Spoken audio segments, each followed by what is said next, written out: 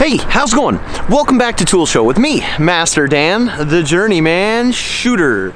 And today we're doing one of our quick little coffee time segments here. It's a beautiful morning and the sun's just rising on the Rocky Mountains behind me there. And it's a gorgeous day, so I figured why not get out and have a little talk here. And it's a delicious caramel drizzle. And as you guys know, why does Snoop Dogg drink caramel drizzle? No, I'm just kidding. Faux drizzle. You guys probably heard that one a billion times now. But so today I'd like to have a quick little talk about experts and experts in whatever they do kind of thing, especially on television and the internet and with all the internet celebrities and people that are kind of telling you what to do. And it's just like me. I'm not a full expert, but I have lived in the trades for over 30,000 hours. I've basically put my time in construction and actually doing something, unlike some of the experts that are on TV that tell you what they know. And because most of them, they're like, oh, I was a beauty queen, or I was a model, or I was a former rapper, former musician, or I played football and wasn't that good.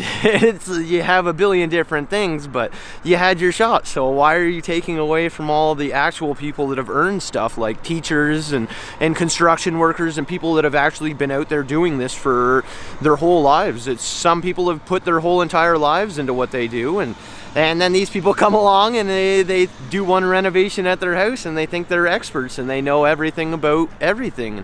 That's not it. You can't do one renovation and think you've seen every inside of the wall. You have to do thousands of hours worth of actual work, and there's different situations. There's always going to be different situations that people have never seen before. I know I've seen some pretty crazy stuff, especially with electrical. It's such a quick change from what they used to use when they first started to now, so it's kind of it's night and day from what you could imagine. It's because they used to use just like little knob and tube, it was called, and knob and tube was just like a wire that ran one way and then came back around the building the other way. So it was just a wire that kind of ran around, and it was extremely dangerous. It was back in the time before all the safety and all the different rules and regulations that they had, so it just wasn't cool. And that's it. I've been around and I've seen every generation of it, when they brought in all the tar stuff and all the asbestos products and all the other kind of stuff, because when you've done 30,000 trade hours, you've seen a little bit of everything, and that gives you a better rounding. And that's it. Still, I would never say that I know everything. Nobody knows everything, and that everybody makes mistakes. Everybody's got issues and stuff like that, and that's why we all work to be better. And you got to admit that you need help sometimes, and that's it basically. I know I don't know everything, and I'm more than proud enough to say I'd never admit that. But that's one of the things is, it's just important to make sure that you're doing all that kind of stuff and taking that pride in it. And it's just important. Let me take another sip of my coffee here. Because that's the thing, you can sit in school, but that doesn't make you an expert. And especially with the trade programs and all the other things, when you want to become a master tradesman, you have to have at least a certain number of hours before they'll let you even rate the test. And they do research into you. They'll look into your apprenticeship program, how you did in school. And so if you want to become a master in a trade, which is pretty tough, it's not easy, it takes a lot of work. And most of the experts, they don't actually put in that work anymore, and it's just you go to school for 2 years and then you're an expert.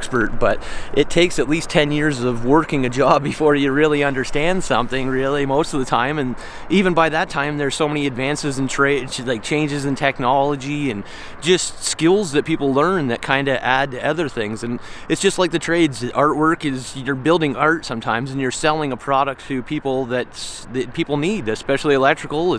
You can't wake up every day without having electricity. Your heart runs on electrical impulses. Your brain fires up on electrical impulses. Your alarm clock runs on electrical impulses. Your car runs on a battery. There's a whole bunch of different stuff that kind of make your life, and electricity is a wild thing, and nobody knows about it, everything about it. And I would, even as a master electrician with 3 Canadian electrical codes on my certification, I still don't know it. And I'm only 29 though, so I'm still pretty young, and that's not too bad. So that's why I put in 30,000 hours, and I'm only 29 and I still wouldn't say I know everything. So that's why you can't just trust everything. You have to do some independent research. And because I know I have a lot of friends where they'll find one guy that's amazing at one thing and then he'll jump into a billion different other things. And it's like, well, you can't really trust everything they say, and you just got to look into it for yourself.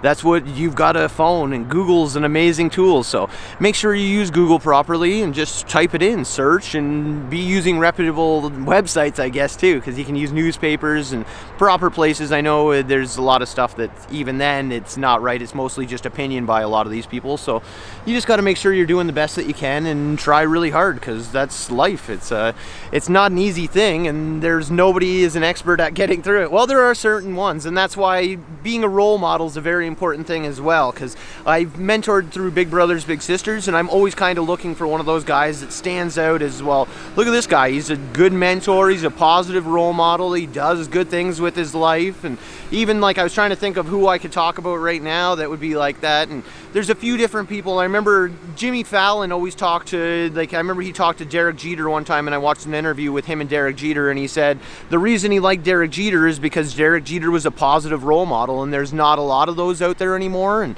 because it's tough to find actual people that you can tell a kid to look up to this guy and emulate him. But even another guy that I really like is The Rock. Like The Rock, even though he does some pretty shady roles sometimes, I said shady there, and he's a great actor, but some of the roles, like I know a few movies I've watched where he does some stuff that's a little bit out there, and that's all right, because it's up to you to monitor your children's television, I guess, and movies. But that's the thing. He's a great actor. He has a positive story. He came from basically a hard-working ethic, and that's what'll get you stuff in life. And he's got a great smile. He's always positive, and that's what everybody's looking for, because that's what we talked about in the last one. Is smile will get you far in life, especially if you can show a little bit of teeth, and then they're not too messed up. No, just kidding. It doesn't matter if your teeth are messed up. If you're smiling, people are going to think you're happy, and they're going to want to be around you, because that's what life is. Nobody wants to be around a negative Nancy all the time and somebody that's going to bring them down. So why not be positive and actually just get out there and do something?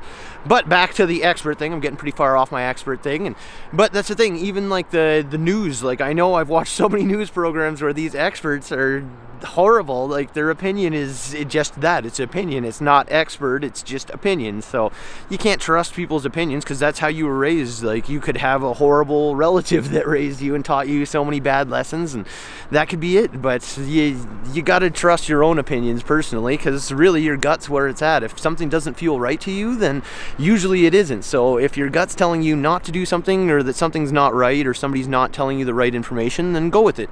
But you can Google it, you can search, you can do all the other stuff. But that's about it for today. So for Tool Show, I'm Master Dan, the Journeyman shooter. Get out there, do some educational studying, and research your experts. Thanks so much.